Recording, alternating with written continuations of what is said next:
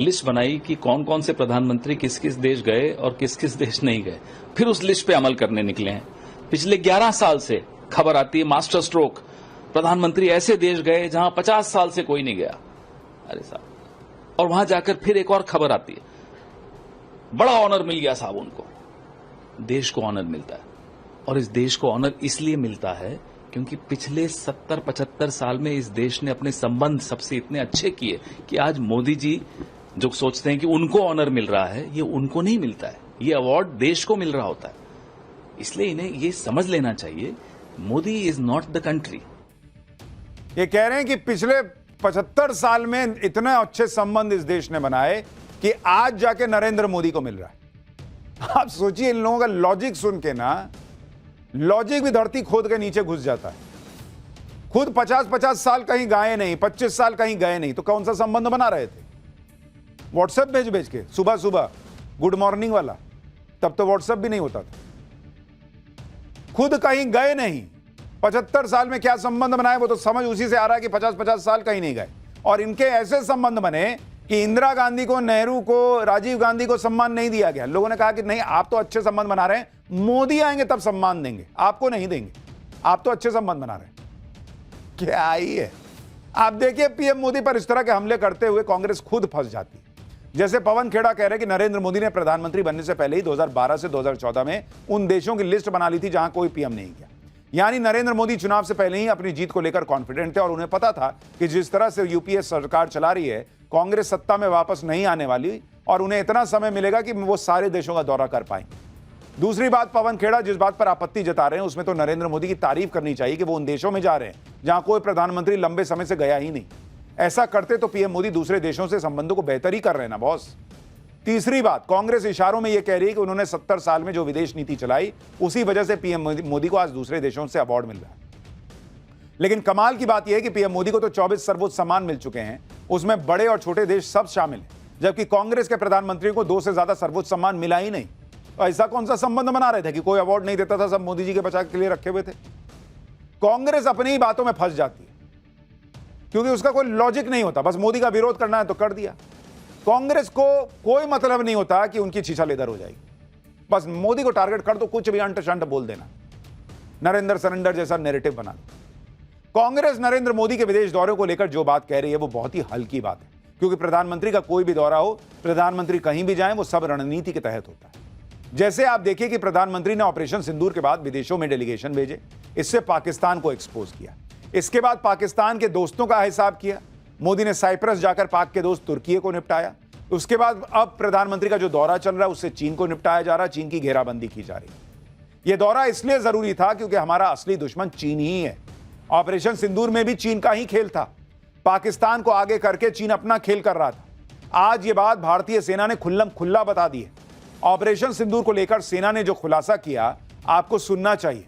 पहला खुलासा, युद्ध में पाकिस्तान अकेला नहीं था, चीन और तुर्की उसको लगातार सपोर्ट दे रहे थे।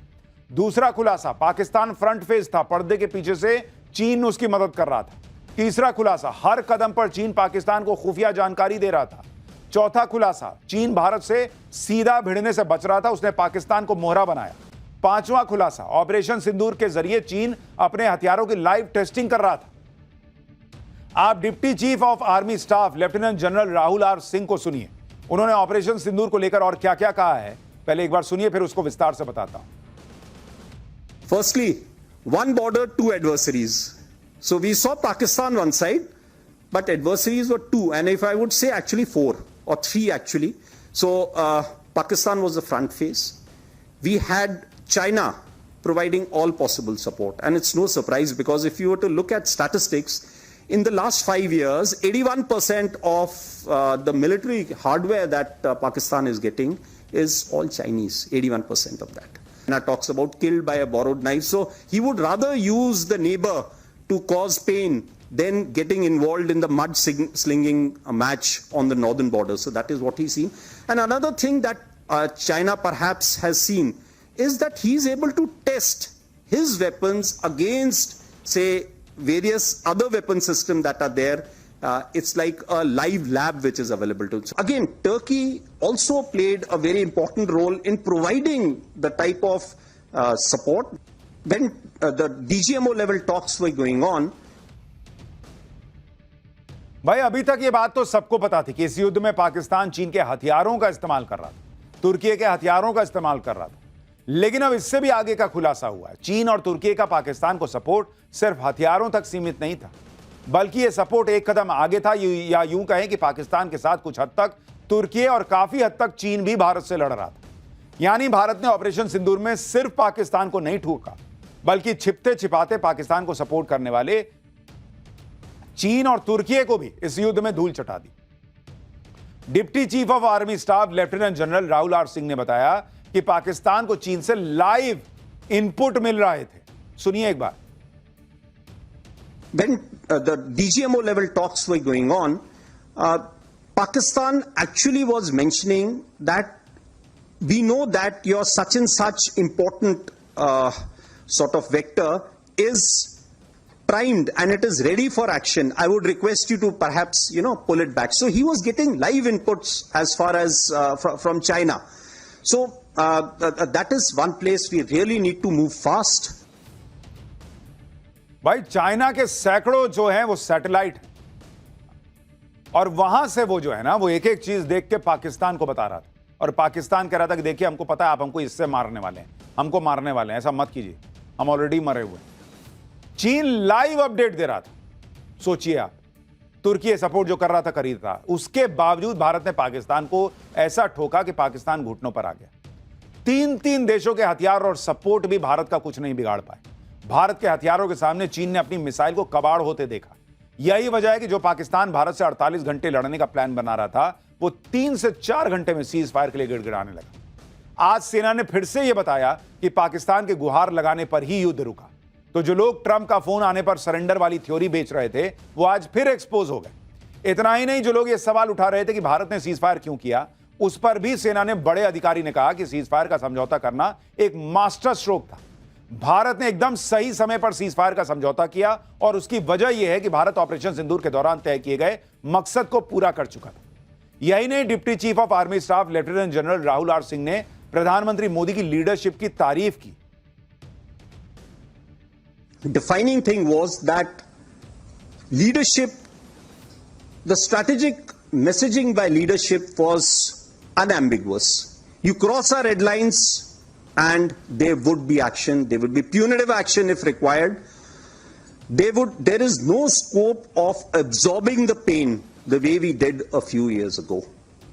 So that is one important message that stands out loud and clear. Deputy chief of army staff ने जो खुलासा किया, उसके बाद तो ऑपरेशन सिंदूर में सीज फायर को लेकर कोई कंफ्यूजन रहना भी नहीं चाहिए। खुद सेना ने बता दिया कि पाकिस्तान ने रिक्वेस्ट की थी, लेकिन नरेंद्र सरेंडर वाली कांग्रेस ने सेना की इस बात को इग्नोर कर दिया और यह बात पकड़ ली कि चीन और पाकिस्तान की भयंकर जुगलबंदी है। कांग्रेस ने संसद में चीन पाकिस्तान के मुद्दे पर चर्चा की मांग की है। सुनिए कांग्रेस नेता जयराम रमेश को। ये साबित हो गया है कि हम पाकिस्तान वायुसेना से जंग नहीं था, ये चीन के साथ था, और चीन और पाकिस्तान, चीन ने तो पूरा कब्जा कर लिया है पाकिस्तानी वायुसेना पर। तो इसीलिए हम भारतीय राष्ट्रीय कांग्रेस, इंडियन नेशनल कांग्रेस बार बार ये मांग कर रही है कि इस पर पार्लियामेंट पर चर्चा होनी चाहिए। 5 साल से हम मांग कर रहे हैं। भाई इसमें तो तारीफ होनी चाहिए। आप कह रहे हैं चीन ने पाकिस्तान पे कब्जा किया हुआ है और पाकिस्तान को आप ठोक रहे हैं, इसका मतलब चीन को मार रहे हैं।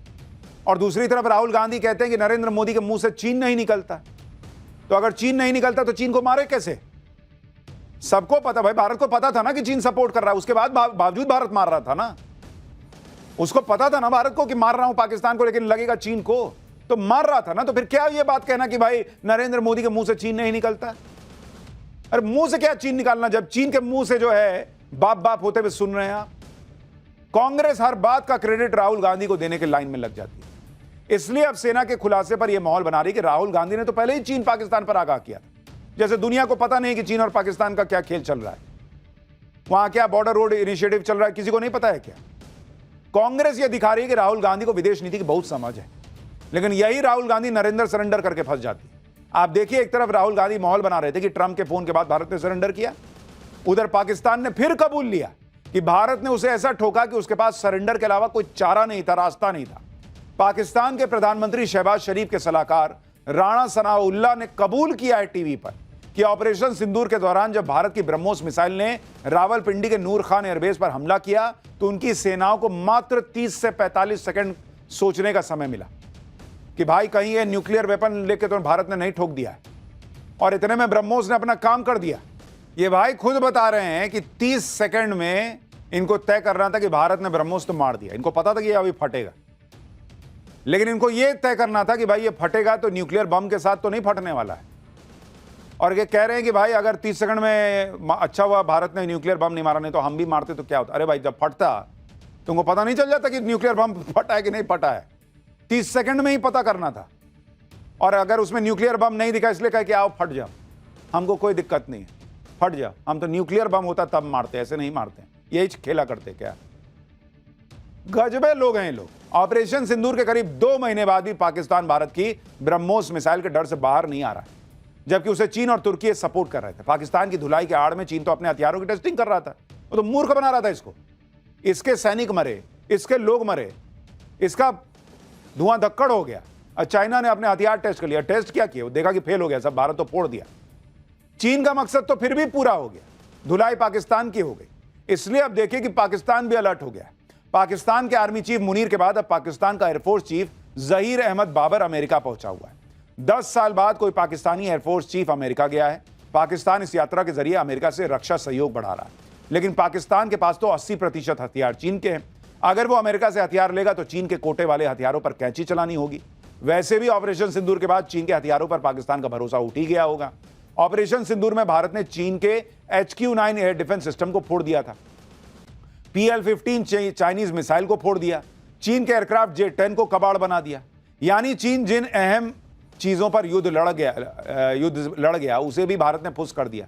चीन के हथियारों का जनाजा निकल गया। शायद यही वजह है कि पाकिस्तान के जनरल अमेरिका का चक्कर लगा रहे हैं कि कोई तो हथियार अमेरिका वाला मिल जाए, चीन तो पिटवा देगा, मरेंगे हम। लेकिन ये तो चल रहा है साहब। लेकिन आप नरेंद्र मोदी की स्थिति देखिए कि कितने मोर्चे पे वो लड़ रहे हैं। इंटरनल पॉलिटिक्स तो राहुल गांधी और जो करते हैं सो है ही है। उधर पाकिस्तान लड़ता है, लेकिन पीछे से चीन, तुर्की सब भिड़े हुए हैं। और चूंकि भारत की अर्थव्यवस्था रॉकेट बनी हुई है, तो ट्रंप वगैरह जो है वो इधर उधर से जो है उनकी वो आग लगी रहती कि कैसे भारत को रोके, क्या करें। मतलब हर तमाम मोर्चे खुले हैं। और ये होता है, आप भी दफ्तर में काम करते होंगे, जब ज्यादा अच्छा काम कीजिएगा 10 लोग जो है वो टांग खींचने वाले आते हैं। सेम हाल इस वक्त तेजी से उभरते बढ़ते भारत का हो रखा है। खैर, भारत को तो नरेंद्र मोदी का नेतृत्व मिला हुआ है, लेकिन बीजेपी का नेतृत्व चेंज होने वाला है। और पाठशाला में अगला चैप्टर उसी पर है। बीजेपी का नया अध्यक्ष कौन बनने जा रहा है, वो नाम जिस पर मुहर लगनी तय हो गई है क्या? 2 दिन में ऐसा क्या हुआ कि बीजेपी का नया अध्यक्ष चुना जाना फाइनल हो गया?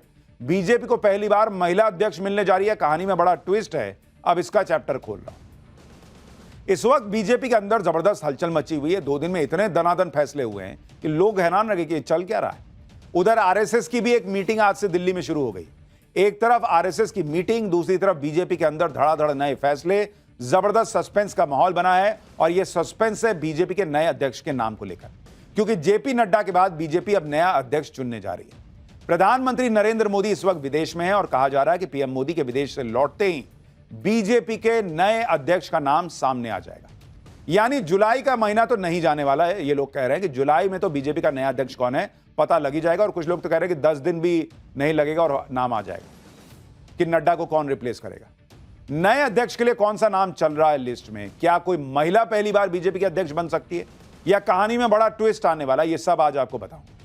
2 दिन में ऐसा क्या हो गया कि कुछ ही दिनों में बीजेपी का नया अध्यक्ष चुना जाना फाइनल हो गया है लगभग, ये भी बताऊंगा।